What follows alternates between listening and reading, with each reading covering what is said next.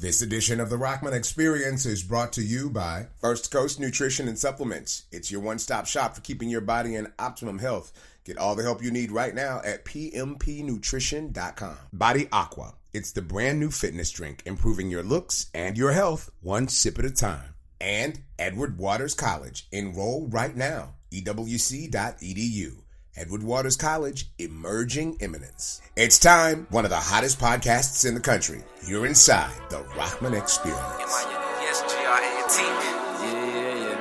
Yo, Mr. Johnson, it's the anthem.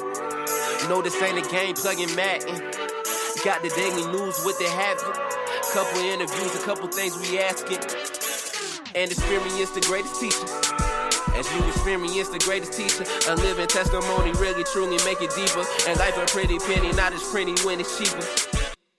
This is for the culture, never trying to get over. I know this world is getting colder. I ain't come here to roast ya, so it's what I told you. Rahman Experience, Johnson Experience. Oh man, you curious? Breaking news is serious, but we still laugh and smile. Got them bad laughing now, moving from the left to the right like speakers panning now. Rahman Experience, Johnson Experience. Oh man, you curious? Breaking news serious, but we still laugh and smile. Got them bad laughing now, moving from the left to the right like speakers panning now. I can't do it for the vine, I just do it for the podcast. I stay connected without Comcast. I make them stay like it's on task. I make them stay like it's on task.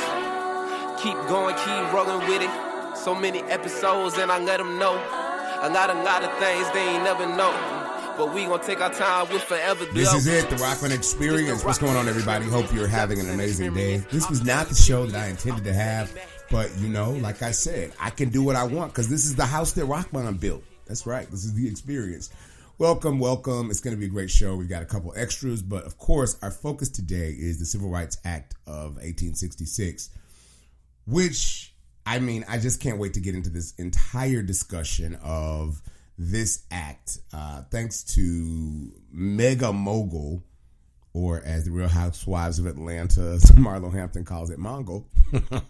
Marlo, don't beat me up. As mogul Byron Allen states or calls it, kind of this day or today lynching. It's a really great story about how this act is trying to be gutted simply because Byron Allen wants the opportunity to compete on an equal playing field.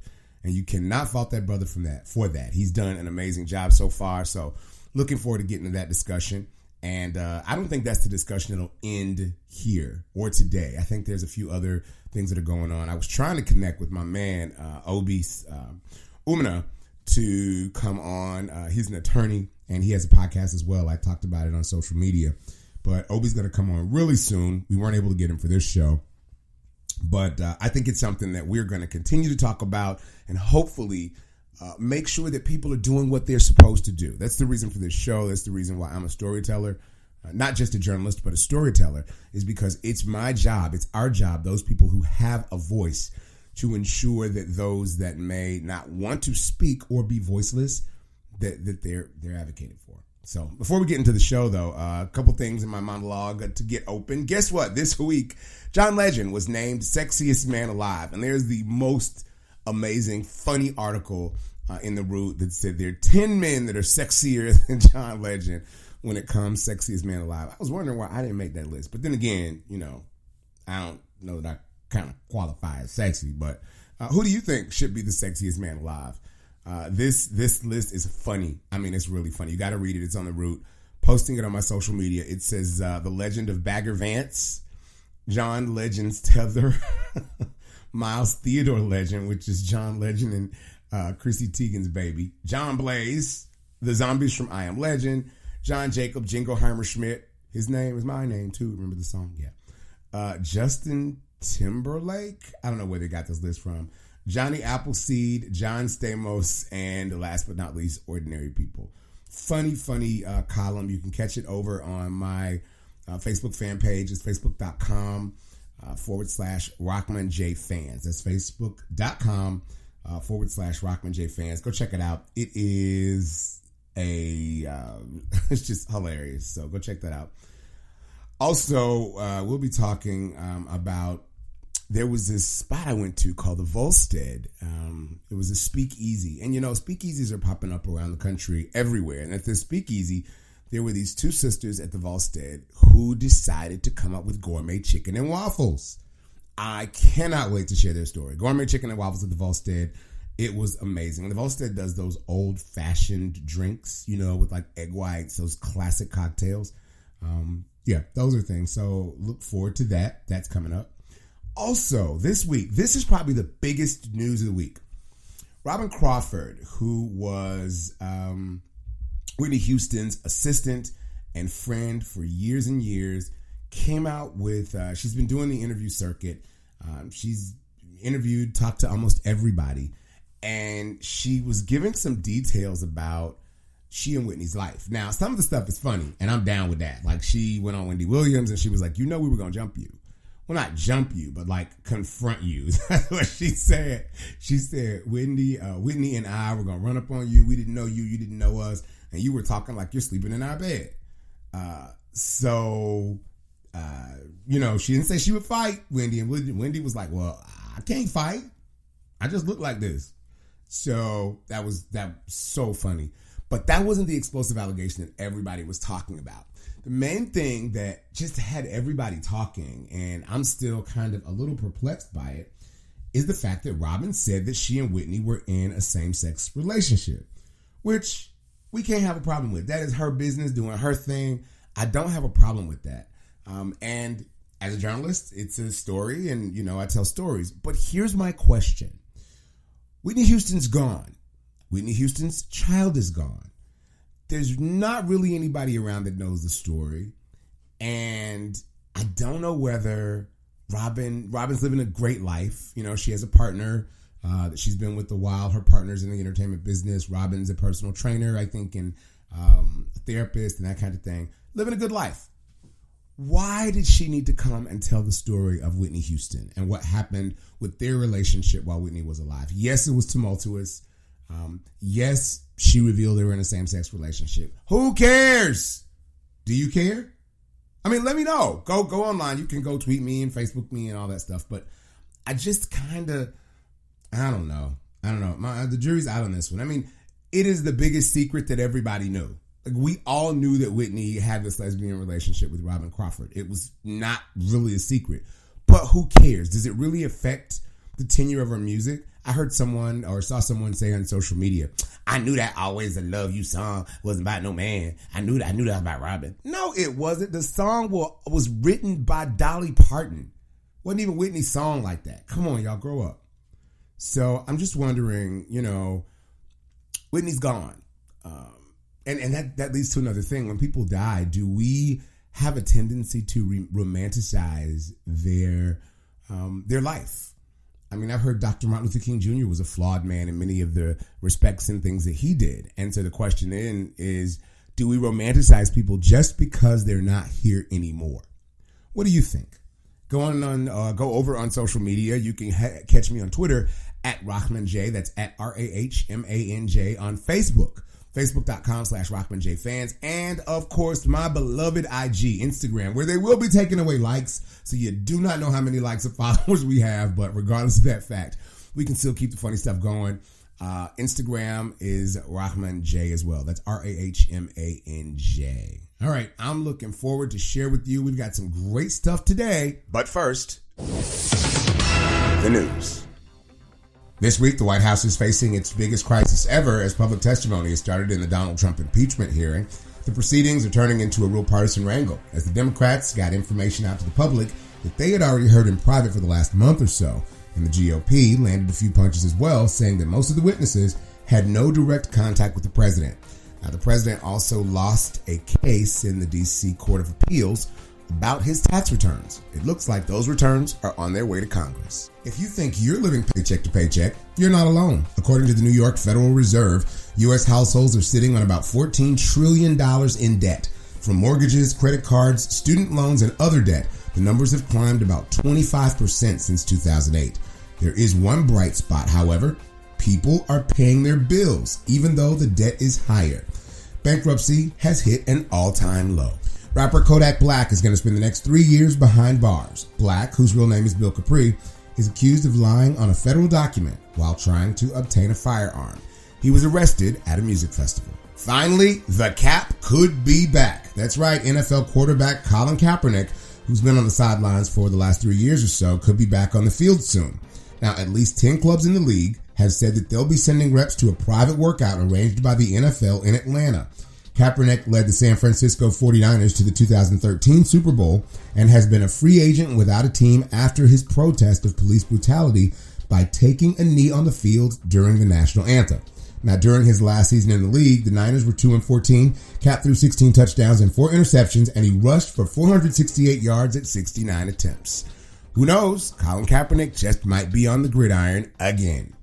Well, that's our news, but there is so much more. You don't want to miss this conversation about the Civil Rights Act of 1866 right here as the Rahman Experience continues. Why was the basketball court all wet? Because the players kept dribbling on it. The dad joke. Corny, groan-worthy, but also one of the simplest ways to share a moment with your kids. What did the buffalo say when he dropped his son off at school? Bye, son. So take a moment to make your kid laugh, because dad jokes rule.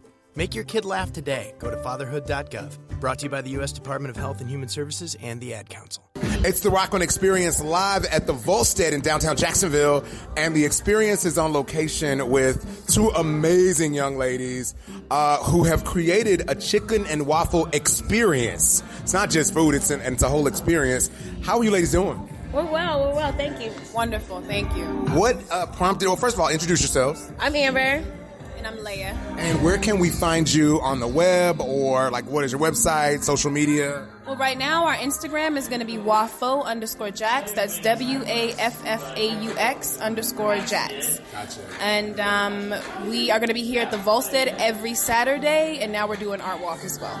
Gotcha. We'll make sure to post it on our social media sites, the Rahman Experience. But when I tell you the food is good, I just literally gobbled down everything you had. What prompted you guys? You said you've been working on the design for this for about a year. What prompted you to do this? We had a vision. Well, it was Leia's idea. She came to me. We worked at a dead-end job that told us we would never make it.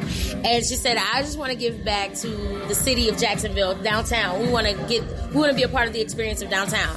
I said, I support.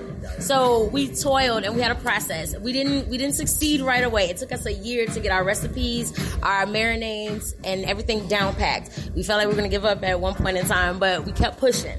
And the Volstead offered us the shot. We shopped around to a lot of places, so it's important. No matter how many no's you get, look for that small yes instead of every big no, because now we're here every Saturday. We have several events booked up until the end of the year, beginning of the year, and it's a labor of love, and we're excited. There's an elegance to your presentation as well. I think that's really important to see presentation. For me, I'm a foodie. I don't work out because I like working out, which I do like working out, but I'm fat boy. It's a fat boy named Farley inside me, and I love eating. But the part of the eating, you eat with your eyes before you eat with your mouth, and the presentation is beautiful. Tell me what inspired you to present it the way you have. Well, a huge inspiration for this pop-up was a little pop-up that was up in Norfolk, Virginia called Waffle Tina. And they also took something that was pretty familiar, but they elevated it, and it made you want to give them a chance. I'm pretty big on eating with my eyes as well. Even though this is, a pop-up and, semi-street food, I think that it's not enough just to have something that's familiar that also goes into our recipes.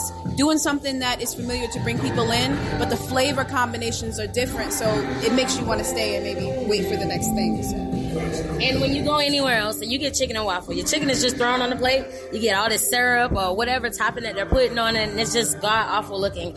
We're grown, we're sexy, we're not, we wanted to offer a flair of elegance, because these are not just box waffle mixes. It's not something that we just thought about, I'll just throw some strawberries on it and call it strawberry waffle.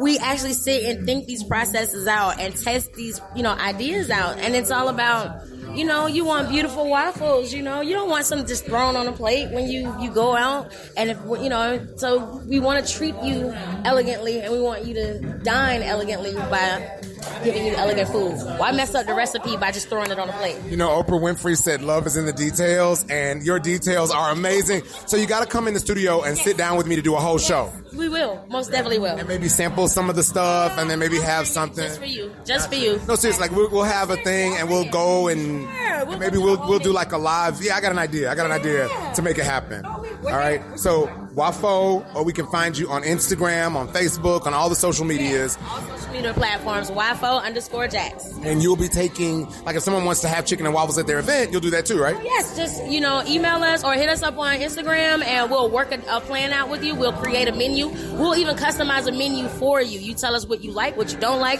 what you're into, and we'll come up with waffles just for your event. I cannot wait. Thank you so much. Thank you so much. Thank you.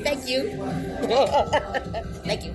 Rahman Experience continues. We'll be right back. I'm a retired school psychologist, and helping people was my thing. After my stroke, when Meals on Wheels started, I was on the other end of the stick, so to speak. My name is Julius Gaines, creative writer, poet, photographer. 1 in 6 seniors faces the threat of hunger, and millions more live in isolation. Drop off a hot meal and say a quick hello. Volunteer for Meals on Wheels by donating your lunch break at americaletsdolunch.org. This message brought to you by Meals on Wheels America and the Ad Council. It's the Rahman Experience, one of the world's hottest podcasts, and I am here talking about some of the things that are really important in our community. And this particular issue, I really had to talk about it. I had another show that was coming up, and I had to blow the entire show up because this issue is right now and it's necessary. And that's the beauty of having your own platform, because you can really go into issues that we need to talk about and have those conversations. So joining me today to talk about the Civil Rights Act of 1866 and how it could be rolled back today based on implications that we wouldn't even think about is my dear friend and colleague at Edward Waters College, Professor Jaqueline Slater. Hi. Welcome to the Rahman Experience. And Thank you. The Vice President of the Student Government Association for Edward Waters College. And and I forgot to say, a member of Delta Sigma Theta Sorority Incorporated. Wow. How can you forget that? Well, it's all about social action. And the Deltas do that. One time for the Deltas. And my little brother and a student at Edward Waters College, one of our learning team members, the Student Government Association Vice President and a member of Omega Psi Phi Fraternity Incorporated. This is Mr. Johnnie Henry. Hello. Johnnie, I'm glad you're here because I know we've talked about, the African-American experience as well. And I think the $1 million question here, start out with you, Professor Slater, is how does for us, and it's almost mind-boggling where you don't even want to go on and talk about it. But when I'm looking at some of the stuff and how they're dismantling it, what does it make you feel when you think about this act in front of the Supreme Court could change stuff we've been doing for hundreds of years? I've said for years, and it's something I mentioned to my students, it's only the stroke of a pen that gave us rights. And guess what? A stroke of a pen can take away rights. Yeah. We would think that words, and previous years, years and years ago, it was, I'm shaking your hand and you got my word, that's my bond. But now your life, your bond is not even stable because of someone else's desire. And when you look at these protections, all of us in here are in some way, shape, or form communications people. I'm a communications professor and I work in the industry every day. Johnnie, you're striving to be in the communications industry and media. Yeah. Professor Slater, you teach in communications and also are a practitioner. This program, according to this, from what I'm reading, is the court will roll back vital protections on one of the country's oldest and largest standing civil rights provisions, which is the Civil Rights Act of 1866. And let's go into this act. What it says basically is people of color, people period, have a right, have an opportunity to compete at all levels so that they can get a piece of the pie. And the interesting part and the most important part is that we as people of color, and I say that to whomever's listening, to Native Americans, African Americans, as people of color, we are all a part of the fiber of America, especially the financial fiber and makeup. The problem was after civil rights, those people that put in those amendments were able to see if they are not an economic part of what's going on in America, that they are not going to be, then those people are not going to be a part of what's going on in America anywhere, which hence Jim Crow. Yeah. Right? So we had to have those laws. And now this lawsuit from Comcast says that this is where it gets sticky. They're saying that if there are protections that civil rights laws provide, it has to be totally proven that 100% it's based on race. So even if it's 99% it's based on race and 1% of she ain't cute, right, they can still get rid of you, which means you lose legal protections as well. What lawyer is going to want to take the case? Because how can you prove 100% that it's only race? Exactly. Why are we in this space?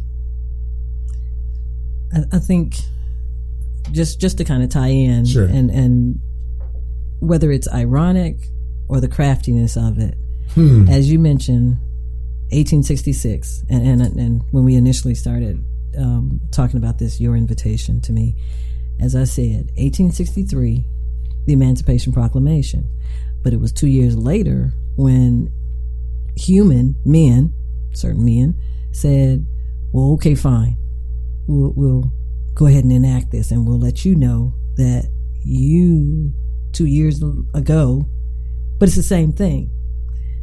A year later, it takes the same thing, but now in the form of a paper. It's the same conversation. Why is it 3 years later for something that these men in government were already saying, but it became a reality? It was only a partial reality, because according to the Civil Rights Law of 1866, it only says that you are now a citizen. Okay, let's count you as a person.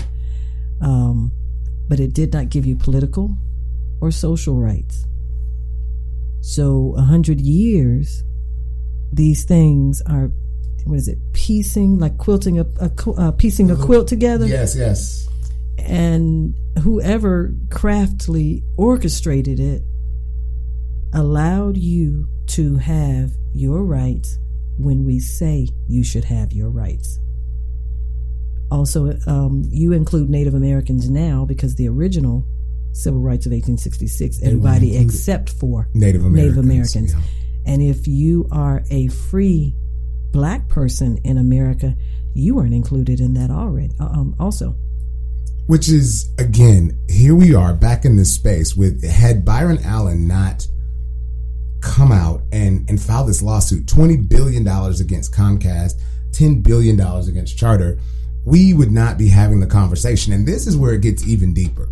The team from Byron Allen, I'm not sure if you got to that part where he said it, but the team came in and they said, look, we need to sit down with you, Charter and Comcast, and negotiate this thing, right?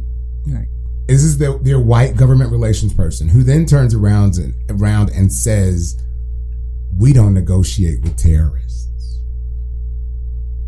I just want you to get that. Like, he said, we don't negotiate with, their people said to this, we don't negotiate with terrorists. And the lawyer said, if one of my white clients had done this, who had done more, you would be trying to negotiate a deal with them, but you won't even have the negotiation. And then even deeper, did you get to the part that said the United States Department of Justice, the DOJ, would be arguing the case? The reason I wanted to change my show is because on the 13th, this will be in front of the United States Supreme Court.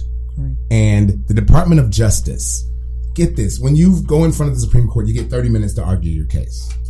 Of the 30 minutes, the Comcast Charter Group has told the Supreme Court, we're going to give 10 minutes of our 30 over to the Department of Justice so they can argue the case, which means the Department of Justice for the now administration says, we don't want this to happen. Right. Johnnie, how does that make you feel? Like as a young person, I know you're interested in entertainment, and Professor Slater and I have had, great careers and they continue, but this is where it gets so interesting. There have really not been any fortunes in this country for people of color made unless they were in entertainment. Most of the fortunes that we made, sports and entertainment. Even if you look at Madam C.J. Walker, hair care, it was a kind of quasi-entertainment thing. Right. But that's where our dollars were made. And so Comcast is saying, well, we don't want to spend the money on these networks because we don't want to put the money into where the people of color are going. This is the industry that you're in college for, going into. This Supreme Court case could determine your life.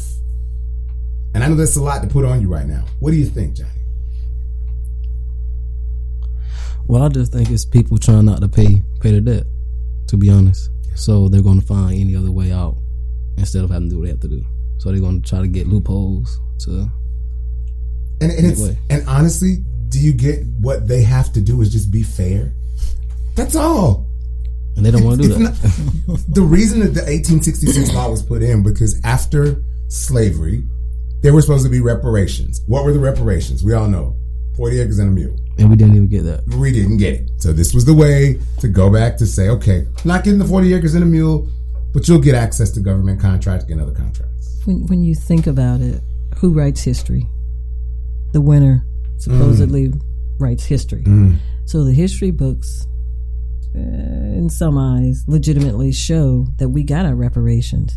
I mean, look at the law. We still celebrate Columbus Day. Well, you do.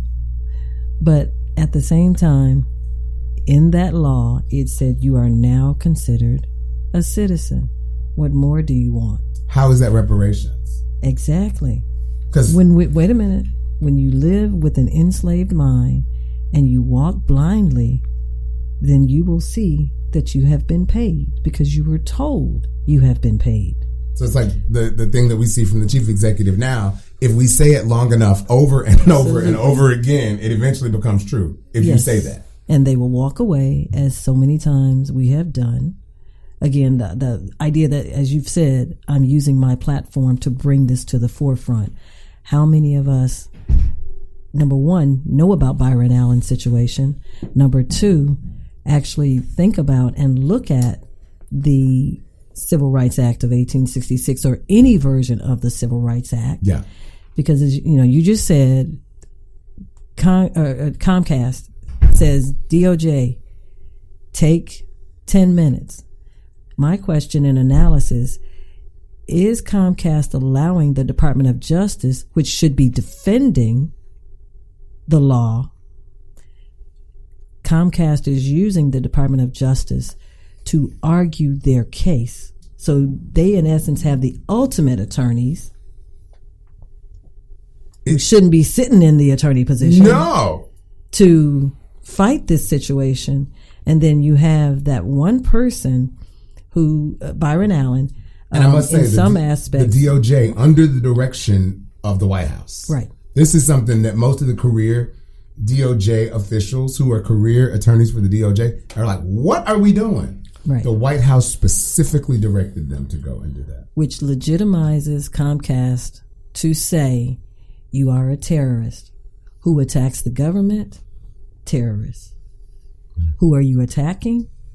The government. But this actual lawsuit on paper says Byron Allen versus Comcast.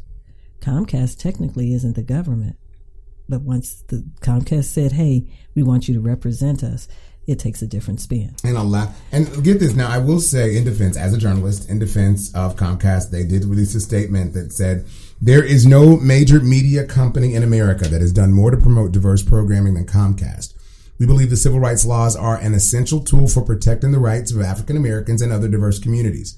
Mr. Allen's frivolous, baseless claims, with which a judge appointed by President Carter threw out 3 times as having nothing to do with race, debase, and distort those laws. We are not seeking to roll back any civil rights laws. All we're asking is that Section 1981 in our case be interpreted in the same way that it has been interpreted for decades across the country.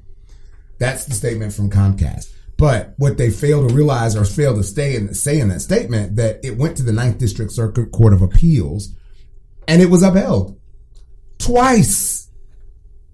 They didn't like the ruling, so now they're taking it to the Supreme Court. That's the long and short of it. Here's the other thing that I am curious about. So the Congressional Black Caucus, we all know, right. We all know the CBC I got to give a shout out to the CBC members, some of the ones out front. There's what's called an amicus brief, which allows the argument to be briefed, and that's what goes to the Supreme Court. The amicus brief so far has been signed on by Senator Kamala Harris, Senator Cory Booker, Representatives Ayanna Pressley, Karen Bass, Joyce Beatty, Senator Richard Blumenthal, and Ron Wyden. They're not all black. I got to say that. They're not all black, but they are on the amicus brief that was submitted. And as members of the Congress, we have a special interest in ensuring that the laws of Congress are passed and interpreted in a manner that are consistent with their text, says the brief filed by the CBC. And of course, the issue is U.S. Code 42, Section 1981, which was passed immediately after the Civil War, and it gave freed slaves those same enjoyed rights. Now, the reason I bring that up, read all that to you, and I told you who was a part of it. Right. The most interesting part to me is who is not. There are members of the Congressional Black Caucus that did not sign on the brief. And I think we said something to this a bit earlier. Some of the things that happened with the Civil Rights Act of 1866. At that same time, the KKK surfaces, and it's a whole lot of fear. The same fear of 1863 that followed into 1865, that followed into 1866. As long as we make you fearful, then you will not do anything, especially look at the right and wrongs. I'm pretty sure even in the mass illiteracy, not by choice, of many persons who that civil rights of 1866 impacted, they couldn't read it. They really didn't understand it. So simply to say, you are now a citizen, again, that was reparations enough because they did not know. They didn't know. No. So in this case, that fear of, I don't want to lose my job. I want to make sure that I stay in, I guess, good eyes or with whoever else is on my committee. With D. As in the words, I think Tom Joyner used to say it, D white man. Yeah. They want to be cool with D. And I don't think it's a racial issue, but it can be when you look at it and people are, and it's got to be, and let's go back to the basis of it, campaign contributions. Oh, yeah. I don't know if you watched the show This Is Us, the most recent episode, and it didn't necessarily tie in to the Civil Rights Act, but the idea, one of the main characters, Randall Pearson, is now a congressman in a district in Philadelphia. He is looked at as a privileged African American raised by white people. He was trying to get a bill passed, but of course he had to get the support of these other congresspersons or councilpersons. A set of people of color, 3 other men of color. He was playing golf with them, and he realized, I got to play the game in order for them to vote and assist me in passing my bill. He offered to sit down and talk about the one of the other councilman's bills in order to get them to support his. They did it on the golf course. He pretended that he did not know how to play golf at all. Never been on a golf course at all. And he lied because he knew how to play golf. But that is often what we do. We will lie. We will ignore. To get where we need to be. To get to where we need to be. I hear you. I got to call out these members. And I don't want, some of them are I'm going to just say the names. These are currently the people that did not sign off on the amicus brief. Representative Maxine Waters. Got not you, Auntie. Auntie. Uncle John Lewis. Ilyan Omar. Representative Ilyan Omar. Alma Adams from North Carolina. Colin Alford from Texas. Sanford Bishop, my buddy from Georgia. Lisa Blunt Rochester from Delaware. Anthony Brow from Maryland. G.K. Butterfield, North Carolina. Andre Carson from Indiana. William Lacey Clay Jr., Missouri. My dear friend Emmanuel Cleaver from Missouri. Jim Clyburn, your frat brother. He's old Q from South Carolina. Danny Davis from Illinois. Antonio Delgado from New York. Val Demings used to be the chief of police down in Orlando, Florida. Dwight Evans from Pennsylvania. Marsha Fudge from Ohio. Al Green in Texas. Al C. Hastings in Florida, one of my frat brothers. Johanna Haynes in Connecticut. Stephen Horsford, Nevada, Hakeem Jeffries in New York, Eddie Bernice Johnson in Texas, Hank Johnson in Georgia, Robin Kelly, Illinois, Brenda Lawrence, Michigan, Al Lawson, the congressman from Jacksonville, Sheila Jackson Lee, Texas, Lucy McBath, that was Jordan Davis's mom, Lucy McBath, recently elected in Georgia. She didn't sign it. Donald McEachin in Virginia, Gregory Meeks, New York, Gwen Moore, Wisconsin, Joe Neguse in Colorado, Delegate Eleanor Holmes Norton from D.C., Stacy Plaskett from Virgin Islands, Cedric Richmond in Louisiana, Bobby Rush in Illinois, David Scott in Georgia, Terry Sewell from Alabama, Benny Thompson in Mississippi, Lauren Underwood in Illinois, Mark Feasey in Texas, and Auntie Frederica Wilson down in Florida. Now, I'm not saying that they all bad, but I had to call those names. Yeah. I mean, many of them were very active civil rights. Big time. John 60s, Lewis? Yeah. Well, I mean, Benny Thompson, Marsha Fudge.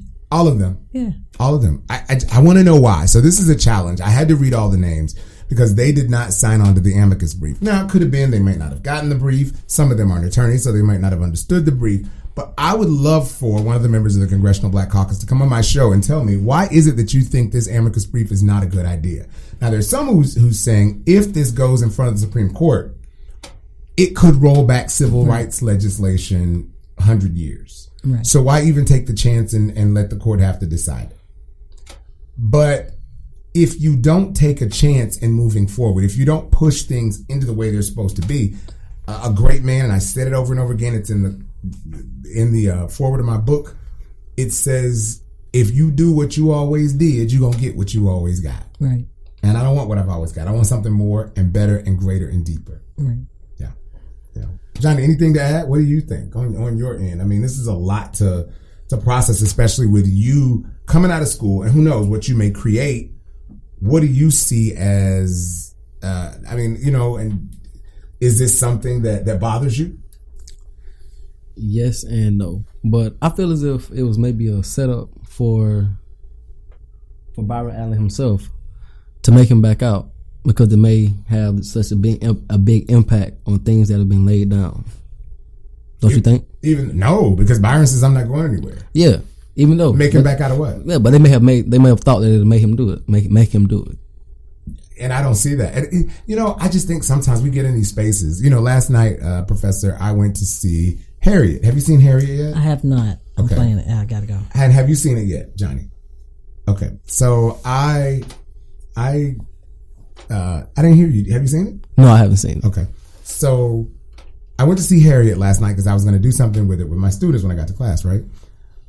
I'm thinking, at least for the first 2 weekends, I wish I could have gone the day it came out. It's going to be packed. Guess how many people were in the theater with me when I went to see Harriet? 3. You say 3. A handful. Jackie, you say 5. 1 handful. And that was you and who the folks you brought. You want to see the picture? I'll post this picture up on social media, the Rahman Experience. You can go and check it out. And I'll let the professor tell you how many people were in the theater with me on last night. Oh, my Lord.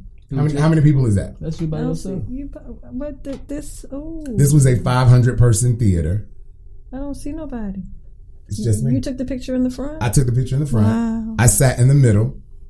I had my moment. I wanted to see Harriet. Right. But this was yesterday. What time? This was last night, last show of the night. Okay. So giving concession to that. And I don't know how it has done, but I do know that my organization, but this was on opening night. Yeah. That's one of our initiatives. It's one of our red carpet events. I know you guys do. So we did have people going, but at the same time, everybody didn't go that night. So why is it not the population still? Well, at least just to go. If I had kids, I don't care what my kids said to me. You were going to go see this movie. Got to. I want you to know. Absolutely. I asked, I was in class and someone said, "Oh yeah, the lady who got hit in the head with a brick." What? And I was like, "It wasn't a brick. It was a weight." Like little things like that may not be important to you, but to me, I want to know. I want to. It's a part of who you are, right? I would not be here. Honestly, my mother has always said to me. Now, what you don't know, my mom's maiden name is Ross, right? Like Betsy, and Harriet. Mm-hmm. Okay, Harriet's maiden name was Ross. Mm-hmm. She was Harriet Ross. She was actually Arminta Ross, which she became Minty. That was her nickname. Everybody called her Minty. And my mom would tell me that to motivate me. She was like, Harriet Ross Tubman is in your lineage. She couldn't read and write, and she freed all these people. Right. You can't do geometry, right? You know, so she used that to get me there. Mm-hmm. But last week, I do know the movie made $12 million. It is still making its way through. I do know there's been some talk about Golden Globe and Oscar nominations. But I would think, because Black Panther was packed for a month after it came out. Right, exactly. 2 and 3 times sittings. All right. Because I know I went 7 times. Right. I literally went 7 times with a different African ensemble on each time I went. Mm-hmm. I had kids coming up to me asking, are you a king? Of course. Right? Because I was wearing the full regalia. And I'm so disappointed that this movie, and it kind of goes back to what we're talking about here, but we still don't see that kind of engagement in this project. Well, one question that I ask is, are we embarrassed? Now, Black Panther, not exclusive, but it was an action film. Harriet Tubman is a historical narrative. Are we still ashamed and or afraid to share our stories, the good, the bad, and the ugly? They got roots. What about, do they have roots? I said they had roots. What do you mean? They had the movie roots. Which version? Which version? Yeah. Which version are you speaking of? Because there is a series that only lasted one season. One season. Yeah, but the first mini series, which is the first roots in 1970s. Alex Haley's story. Alex Haley was on TV. Right. Yeah. But you do realize it was the most watched television program for that time ever. And it can't be anymore because there's so many networks. Yeah. There will never be anything that tops it. It was the most watched television program in the history of all television. Right. Roots was. Yeah. Which lets you know that not only Black people were watching it. Right. Oh, absolutely. Yeah. Absolutely. So I'm looking now, this movie directed by my friend Casey Lemons, who I love Casey. She's so amazing. So right now they made $7.2 million on the second weekend, finished 7th. First weekend they made $3.9 million on the first day. They did a $600,000 run on that Thursday night before and debuted at $11.7 million. It's just kind of so-so. Mm-hmm. It's kind of so-so. But historical dramas don't do that well. Right. People want to see, you're right, love, jumping, blowing up, shooting up. Right. So it looks like the production budget was about $17 million for this film. And they are hopefully getting close to making that money. But when you compare it to a film like Hidden Figures or others, it's still not kind of adding up to it. So I'm hoping that the star-studded cast will get people out. We have a local that's in the movie, and I say quasi-local. Anybody familiar with Lottie, Florida? Lottie is a small town on the way to Gainesville. Okay. So my family's from Stark. Stark is, and I wasn't born there, I was born here, but my family, I have a lot of family in Lottie. Mm-hmm. One of the guys from Lottie, Tory Kittles, was in the movie as Frederick Douglass. Oh, okay. Tory went out to LA, and I love him. We went to school together, and he's been just killing the game as far as an actor. He played Frederick Douglass in the movie, and as we know, Frederick Douglass was a dear friend of Harriet Tubman, and a staunch abolitionist who helped to get her way. Exactly. Yeah. So interesting. I thank you for coming on to discuss this with me. Here's what you can do, everyone. I'll leave the details on RahmanJohnson.com as well as on my social media sites. The Supreme Court will be talking about this issue on the 13th. Whether you can tune into, you can't tune into the Supreme Court, but whether you are in Washington and go by the Supreme Court and can get in, regardless of that fact, talk to your legislators. Yeah. Write letters to your senators, your House of Representatives members, to the Supreme Court itself. You're not supposed to be able to influence the court, but let them know what you believe, that everybody needs a fair chance, because that's all this lawsuit is about with Byron Allen. As a journalist myself, I try to stay out of the fray on pushing politics one way or the other, but on this one, it's important. We just want a fair shot. And thank God for options like this so that I can have my own platform on this podcast. But there's an opportunity for us to be on a platform equal with everybody else. Right. And it only happens when we put in the work. So, Professor, thank you so much. Absolutely. Thank you. And Mr. Vice President, thank you for being here. Thank you for having me. The Rahman Experience continues. We'll be right back. Did you grow up in an alcoholic or dysfunctional home? Were you abused or suffered childhood trauma at the hands of a parent or caregiver? Have you tried self-help or counseling without success? ACA can help. ACA is a 12-step recovery program for adults whose lives are affected as a result of being raised in an alcoholic or dysfunctional family. To find out how others like you have found healing from traumatic childhoods, go to adultchildren.org. That's adultchildren.org. As our show winds down for this week, I wanted to talk about a discussion I had with my class. And sometimes I can record those discussions, and I wanted to share this one with you about the Constitution and gun control. You said it's just easy, just pass along. I didn't say it was easy. I was just like, they should just give them time to, like, everybody said, okay, there's unregistered guns and weapons like that. So, like, the government could give people time to turn their weapons in and just, like, make weapons like guns illegal, stuff like that. So you think making guns legal, and you say that it's impossible for guns to be illegal. Why? I said you would have to think about how to go about it because it's not easy because it's in our laws that we have the right. Anybody know what law it is that prohibits us getting rid of all guns? The amendments. What amendment? You said the amendments. You said the Second Amendment. And what does the Second Amendment provide here in the United States? The right to bear arms. So if it provides a right to bear arms, and amendments means that the Constitution was initially broken, right? There's an amendment, which means we amended it because it was broken, yeah? But that Second Amendment says that you have the right to bear arms, right? First Amendment is what? Freedom of speech. So we know we talk, we do our thing, and no one can stop us from doing it. Second Amendment says we do have the right to bear arms on our own. But it was an amendment, which means the Constitution was broken. We had to have a law to get the Constitution on point. But how can we change it? What does it take? Anybody know what does it take to actually change it? And will we be willing to do that? Yes. You could change it without changing it. How can we change it, though? You could change what it means to bear arms. How can you? Because right now, how can you redefine what bearing an arm is? Because who is the group that interprets the law? Come on, we went through this. The what? The judicial branch interprets the law. So we all know that. And who is the head of the judicial branch? The main group is called the what kind of court? Supreme Court, right? You guys know that, yes?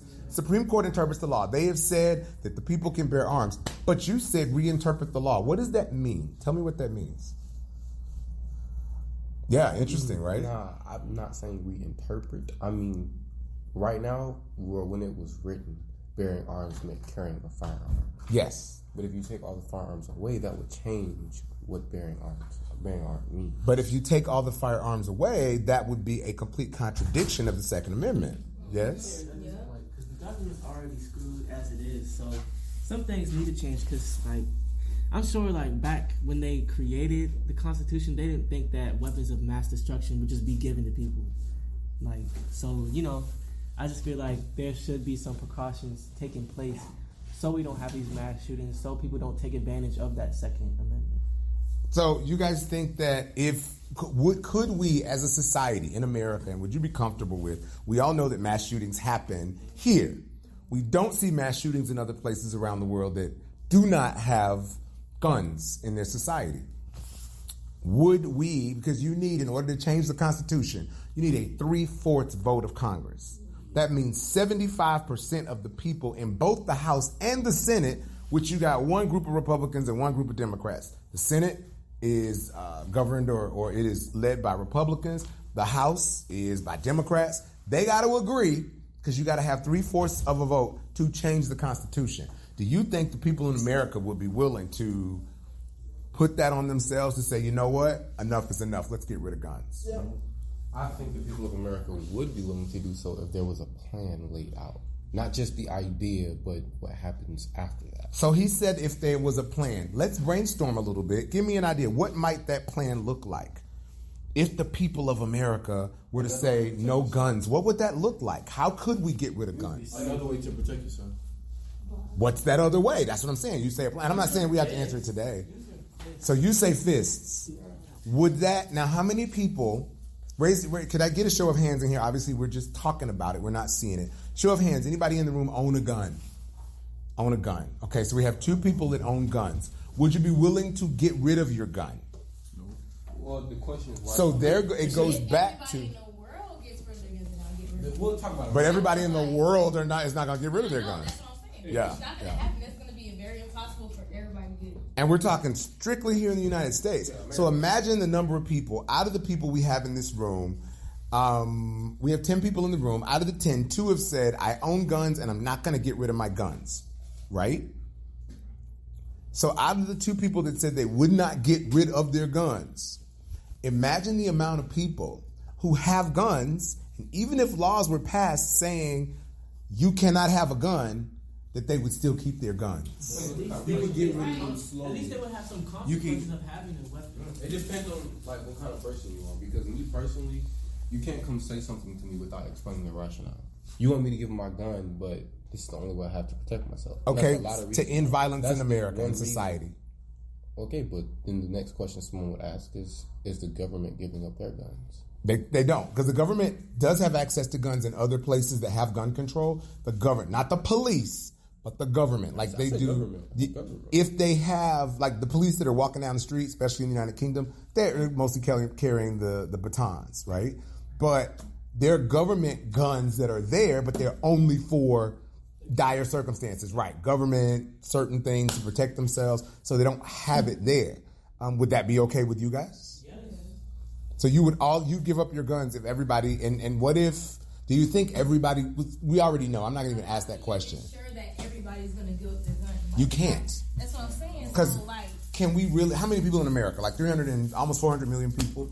Who's going to go door to door like, you got a gun? Right. You got a gun? You know, like who's going to do that? So you want to spend money and like go to people's house and go through their stuff to see if they've hidden a gun. No, not like that. But like it's impossible. Can you go to every house, all 400 million people in America, to see if they got a gun? Yeah. It's impossible. Everybody got police, right? They do. Every city has police. Do you imagine? That's too much. And that is another violation of the Constitution because it's called what? Anybody know what law that violates? No. That's without due reason.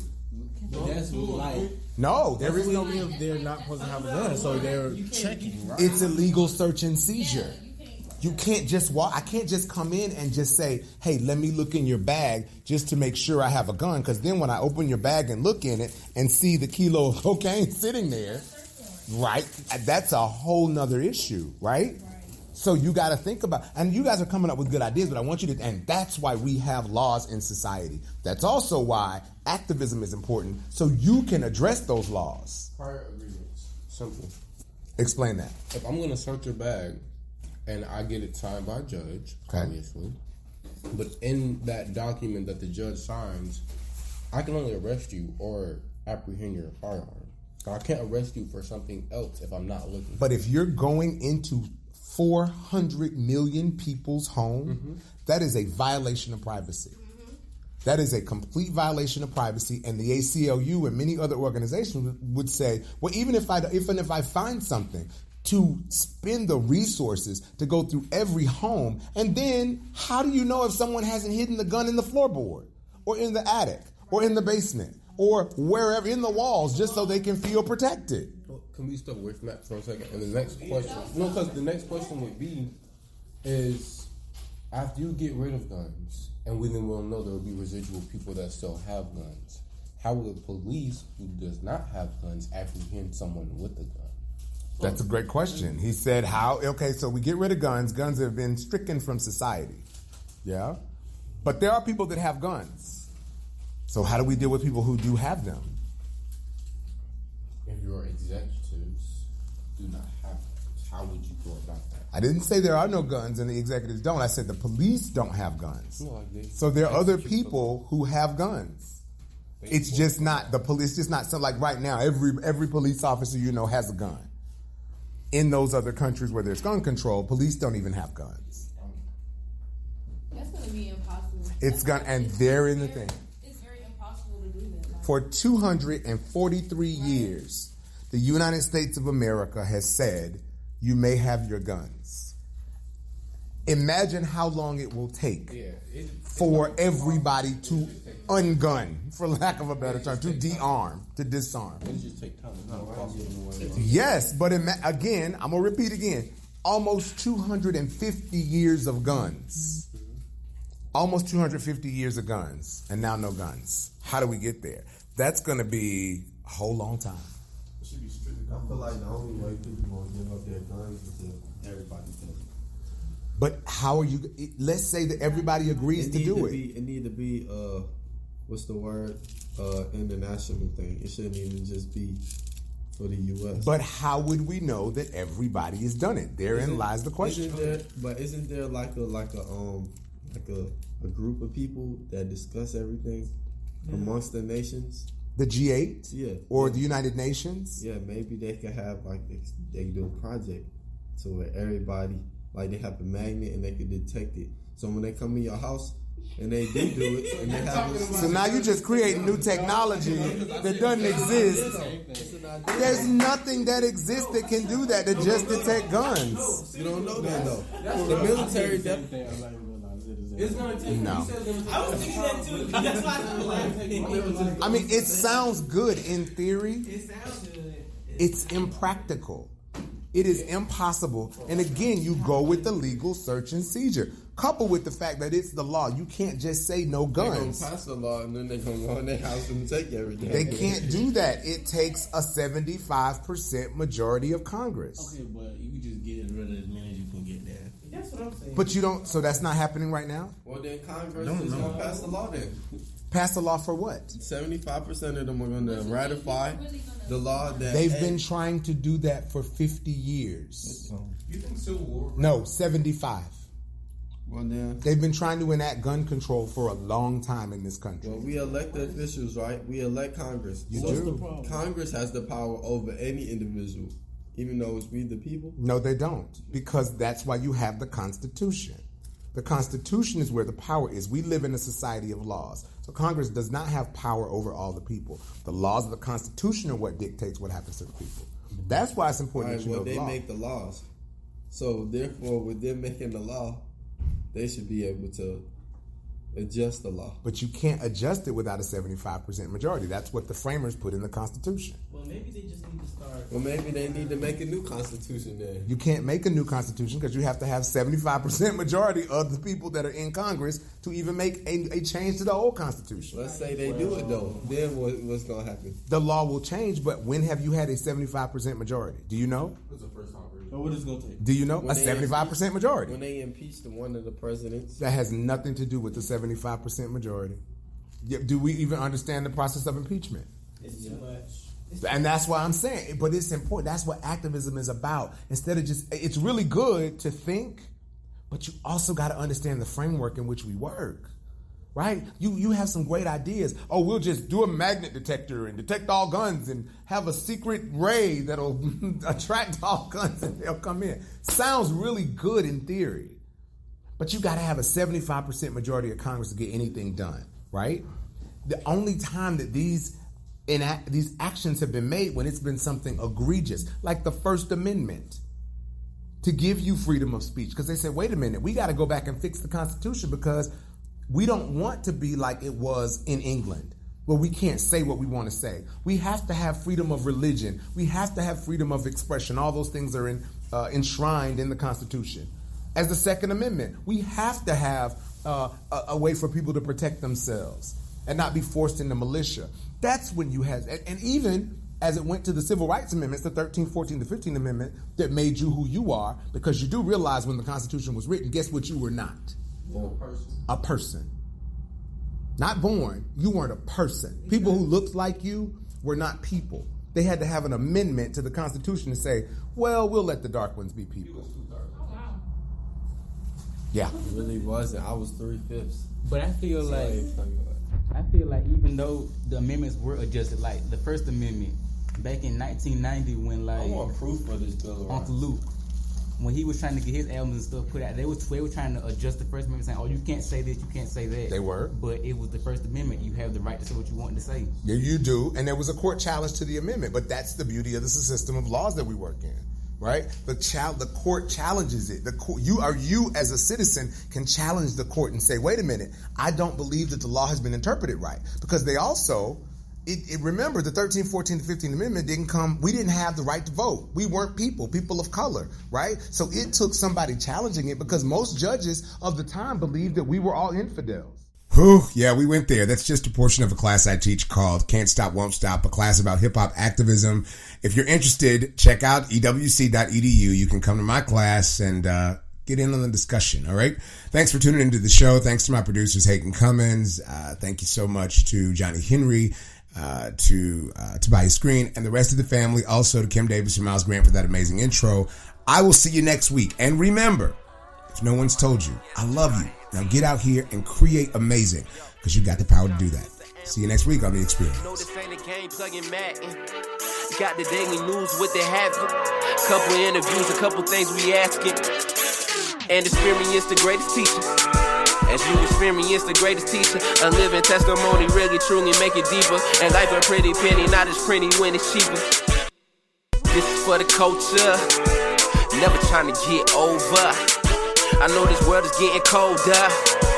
I ain't come here to roast ya, so it's what I told you. Rahman Experience, Johnson Experience. Oh man, you curious? Breaking news serious, but we still laugh and smile. Got them bad laughing now, moving from the left to the right like speakers panning now. Rahman Experience, Johnson Experience.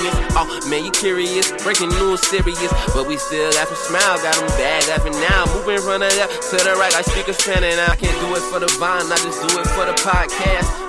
I stay connected without Comcast. I make them stay like it's on task. I make them stay like it's on task.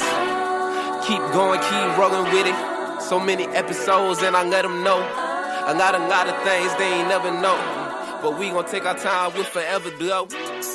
This the Rahman Experience, Jackson Experience. May you carry